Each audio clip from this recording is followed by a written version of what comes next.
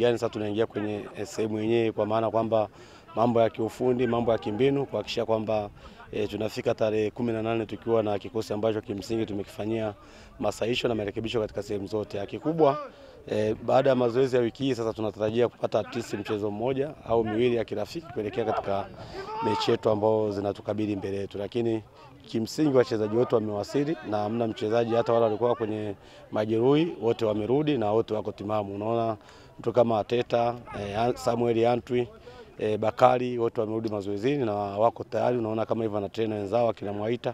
Kwa hiyo naamini kwamba kikosi chetu chote wachezaji wote wako mazoezini. Hii inatupa sasa sisi technical bench upana wa kuamini kwamba sasa tuna kikosi ambacho tunajiandaa nacho kwa kuelekea katika michezo yetu, tukiamini kwamba tuna wachezaji wote.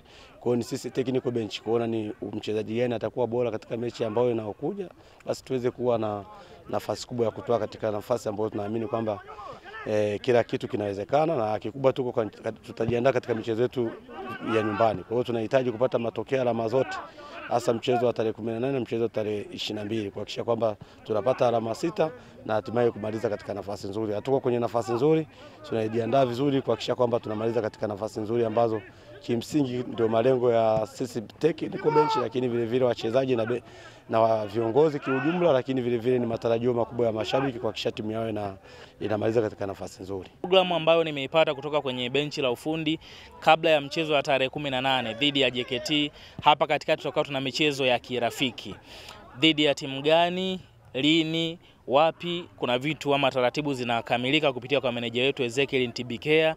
Zikikamilika tutawajuzeni kwamba tunacheza mechi ya kirafiki na nani, wapi, na lini. Lakini kimsingi benchi la ufundi wamehitaji hizo mechi kwa ajili ya kuona kile ambacho wanaendelea kukifanyia mazoezi kinakuwa applied vipi kwenye uwanja wa mechi kwa ajili ya kwenda vizuri kunako michezo yetu hii miwili ambayo tumesalia, kwa maana JKT pamoja na KMC.